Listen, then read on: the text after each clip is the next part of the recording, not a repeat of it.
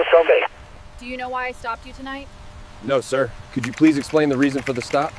Mind stepping out so I can take a quick look inside the... The flashing red and blue lights didn't shatter the quiet of the car, they absorbed it, instantly transforming the warm pride of a celebratory dinner into a suffocating metallic tension. It was the exact kind of routine traffic stop that begins with a simple misunderstanding and ends in a tragic headline.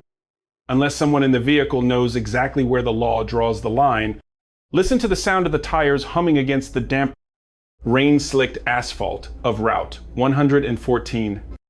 A quiet, affluent stretch of suburban roadway where the streetlights glow in soft, wealthy amber. Inside a dark gray sedan, the faint, rhythmic ticking of the turn signal is the only sound cutting through the heavy, suddenly chilled air. Behind the wheel sits David, 34 years old, an architect who has spent the last 5 years grinding through late nights to secure the commercial design contract he finally signed today.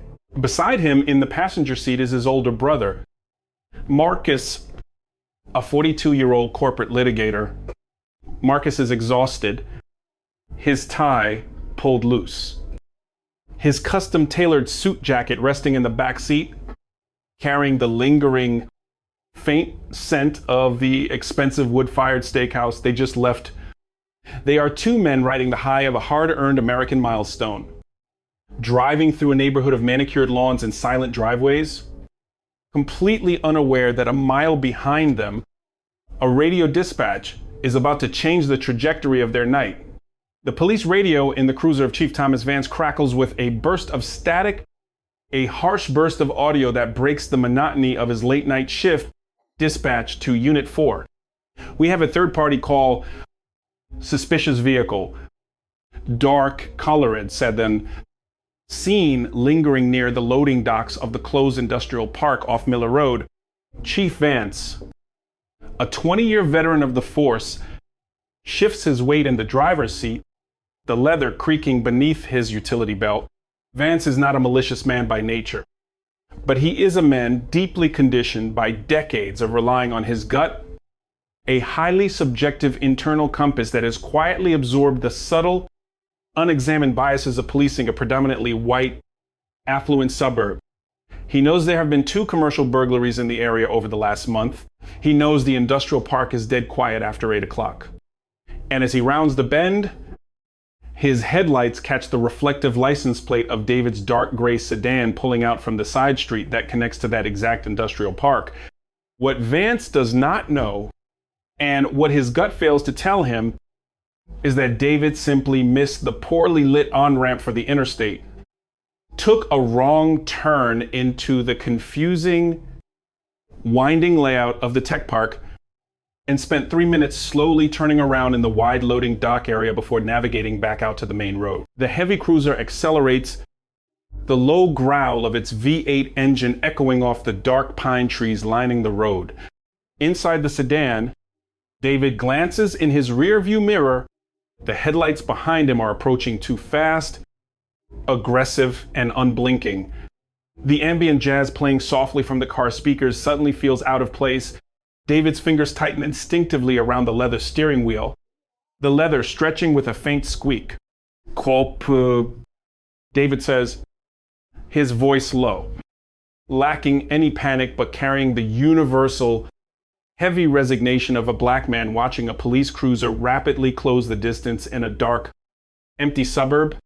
Marcus opens his eyes, blinking away his fatigue, and sits up slightly, checking his side mirror. Just keep your speed steady. Dave, 10 and 2, you haven't done anything.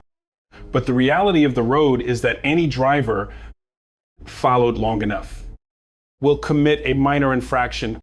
The road curves sharply. David's right rear tire drifts, just for a fraction of a second, touching the solid white line on the shoulder.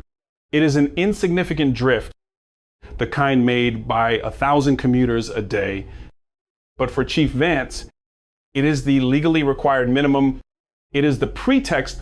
The cruiser's light bar erupts in a blinding, strobing cascade of red and blue, painting the interior of David's car in chaotic violent flashes of color.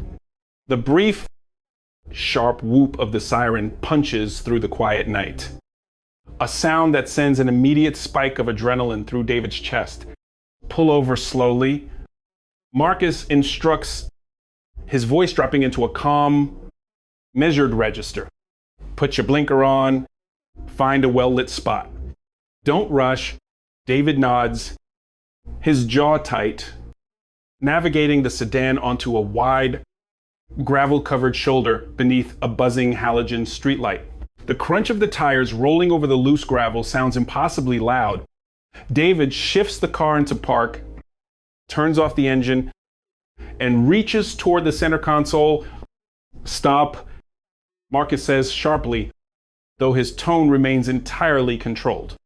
Don't reach for anything until he is at the window and tells you to turn on the dome light, roll down all 4 windows, put both of your hands on the top of the steering wheel. I'm putting mine on the dashboard.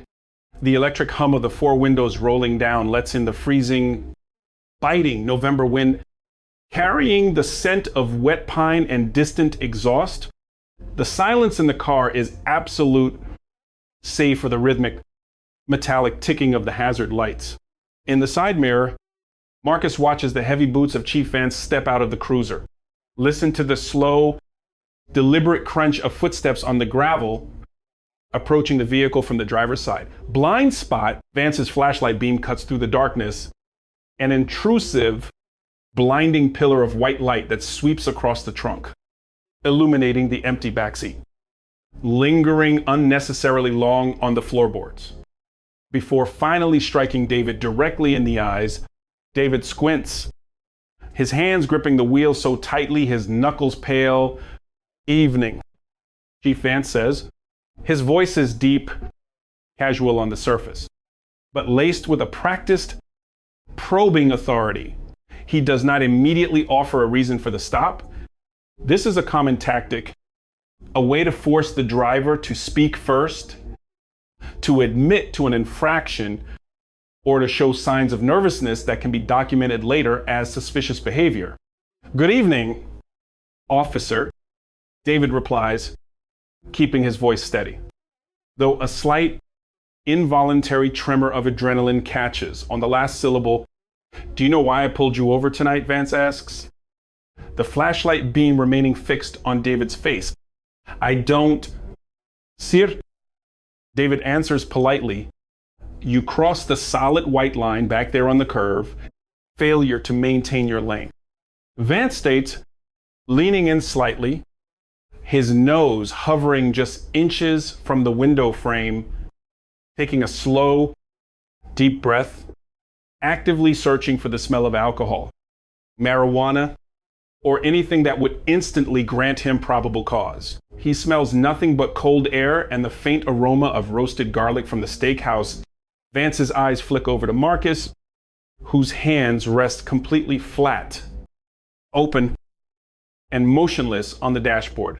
The sight of Marcus's calm, almost clinical posture does not put Vance at ease. Strangely, it triggers his suspicion further. In Vance's experience, people are either nervous or overly friendly during a stop. Perfect. Silent composure feels like a calculated defense. Where are you folks coming from tonight? Vance asks, shifting the angle of the flashlight so it grazes Marcus's face. We just finished dinner downtown. Heading home. David answers, dinner? Vance repeats, the word rolling off his tongue with a subtle skepticism. You took a pretty wide detour through the industrial park back there for a couple of guys just heading home from dinner. The trap is set. Vance is referencing the third-party call without disclosing it. Fishing for a reaction. David's brow furrows slightly in genuine confusion. I missed the on-ramp for 95. Sir, I pulled into the commercial lot just to turn around. It is a perfectly logical, completely honest answer. But Vance's gut, colored by the earlier dispatch and the sight of 2 black men in an expensive late-model sedan in a wealthy neighborhood at midnight, refuses to accept the mundane truth. He perceives David's slight hesitation as deception. I need to see your license, registration, and proof of insurance. Vance demain, his tone noticeably colder, dropping the false pleasantry. My wallet is in my back right pocket. The registration is in the glove compartment. I am going to reach for them now. David says, narrating his movements exactly as he has been taught since he was a teenager. Make it slow. Vance replies, his hand resting casually, yet terrifyingly, on the butt of his holstered service weapon. The heavy leather of the holster creaks. The sound echoes in the small cabin of the car. David retrieves the documents and hands them through the window. Vance takes them, shining his light on the ID. David Hale. And who is the passenger? Vance asks. I am his brother. Marcus says, speaking for the first time, his voice is a rich, resonant baritone. Projecting effortlessly without raising in volume, Marcus Hale. Vance studies Marcus for a moment. Do you have ID on you? Marcus. This is the exact moment the invisible legal boundary is approached. Marcus knows the law intimately. He knows that as a passenger in a vehicle pulled over for a minor traffic violation, he is not legally required to present identification in this state unless the officer has reasonable, articulable suspicion that the passenger, has committed or is about to commit a crime. Officer. Marcus says calmly, maintaining steady eye contact through the blinding glare of the flashlight. Respectfully, I am just a passenger. Unless I am suspected of a crime, I decline to provide my identification. The words hang in the freezing air. The distant sound of a semi-truck rolling down the highway miles away rumbles beneath the silence. Vance bristles. Officers are accustomed to compliance, often confusing a citizen's assertion of their constitutional rights with belligerence or guilt. The refusal to submit strikes Vance's ego and confirms his internal bias that these men are hiding something. I'm conducting an investigation here. Sir? Vance says, his voice tightening, stepping half a pace back from the door, a subtle shift into a more defensive posture. It's a simple question. Why the reluctance to show me who you are? There is no reluctance. Officer. Marcus replies, his tone remaining rigorously polite and entirely devoid of anger. There is simply the law. You pulled my brother over for failure to maintain a lane. That is a civil traffic infraction.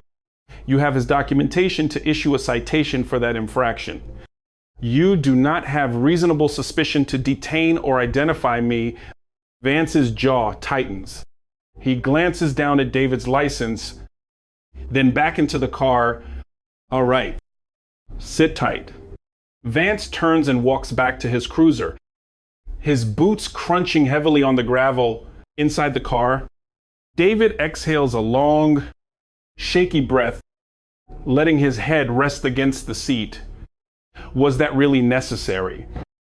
Mark, why not just give him your ID? Let's just get the ticket and get out of here.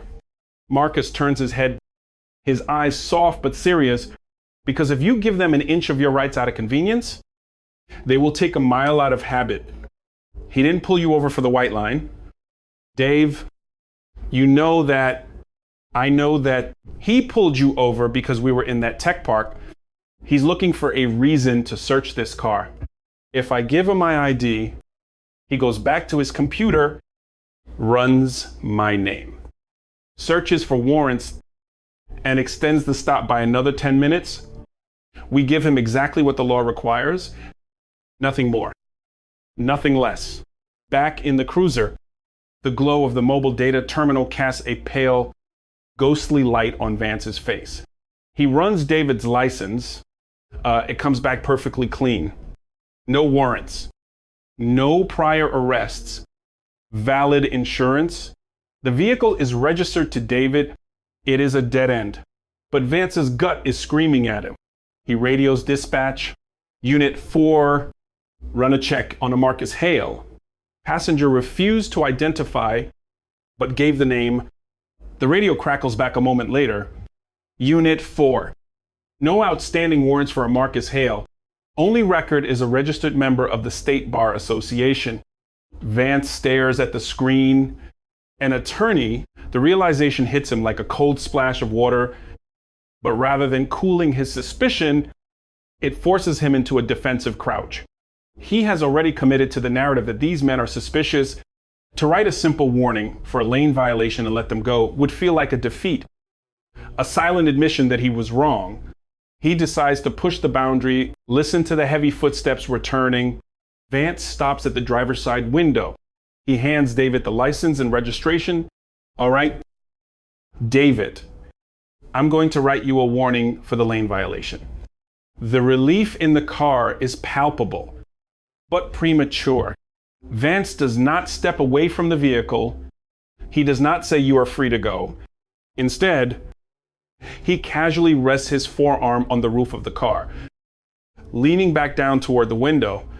This is the pivot, the conversational shift designed to initiate a consensual encounter immediately following a detention before you head out.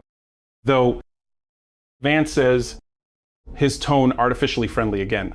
Like I mentioned, we've had some heavy burglary activity in the industrial park. You were just circling, lots of expensive equipment going missing since you guys were back there. You wouldn't mind if I just take a quick look in your trunk and back seat, would you? Just to clear you, make sure everything is on the up and up. It'll only take a minute. David freezes. He looks at Marcus. Marcus's eyes remain fixed on the officer. The atmosphere in the car instantly drops to sub-zero. The legal concept is clear. An officer can ask for consent to search a vehicle at any time, and if the driver grants it, the Fourth Amendment protection is voluntarily waived.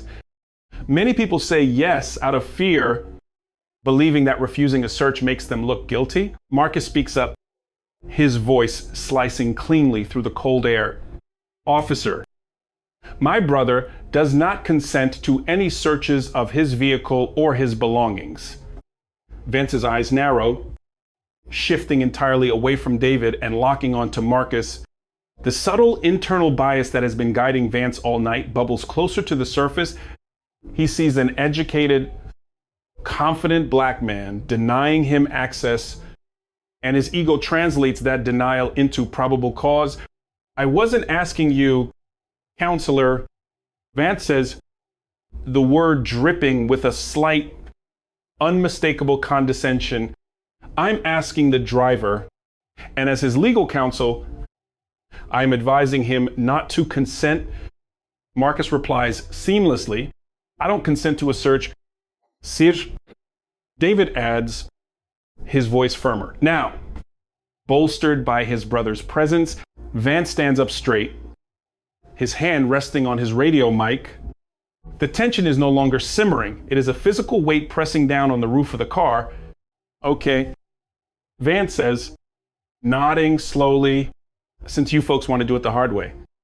And considering you were seen in a high crime area late at night, and you seem unusually nervous and uncooperative, I'm going to request a K9 unit to come do an exterior sniff of the vehicle.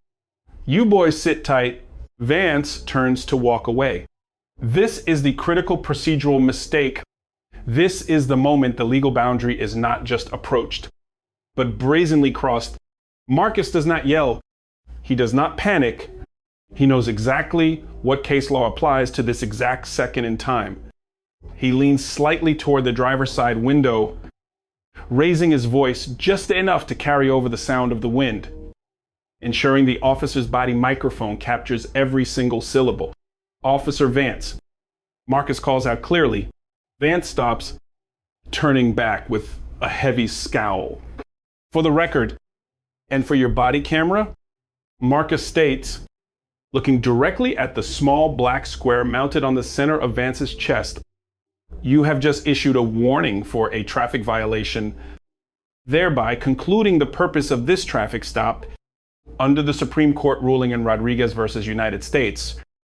Law enforcement may not extend the length of a routine traffic stop to conduct a K9 sniff without independent, articulable, reasonable suspicion of a separate crime. Marcus pauses, letting the heavy weight of the Supreme Court citation ring in the cold suburban air. Being lost in a commercial park and legally refusing a consensual search do not, under any appellate court standard, constitute reasonable suspicion. By holding us here waiting for a dog, you are unlawfully detaining us in violation of the Fourth Amendment.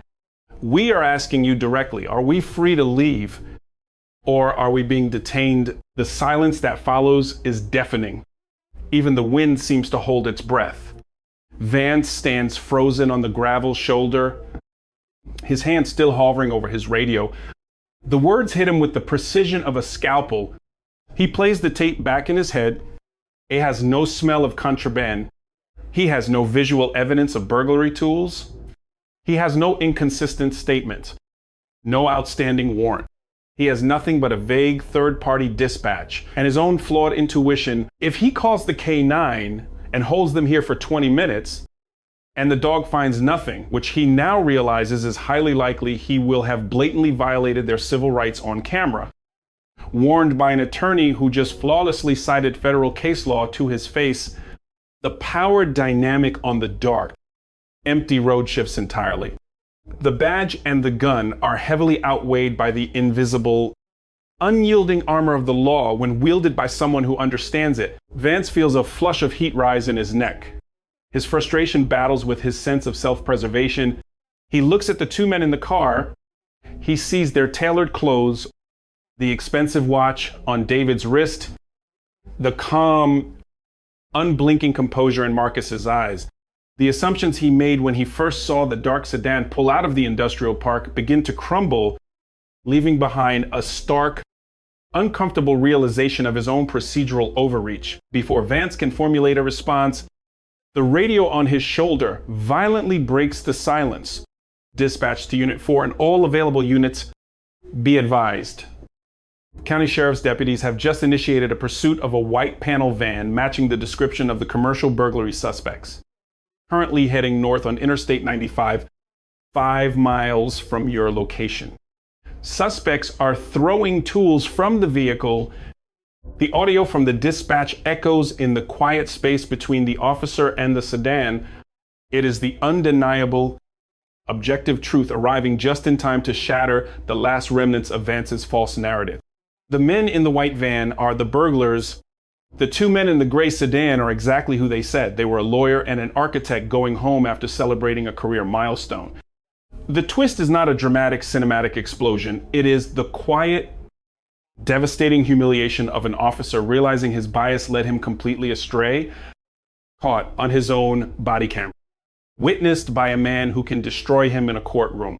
Vance stands there for 3 long, excruciating seconds. He slowly lowers his hand from his radio. The tense, aggressive posture deflates, replaced by the stiff, awkward movements of a man forced to retreat. He walks back to the window. He does not apologize.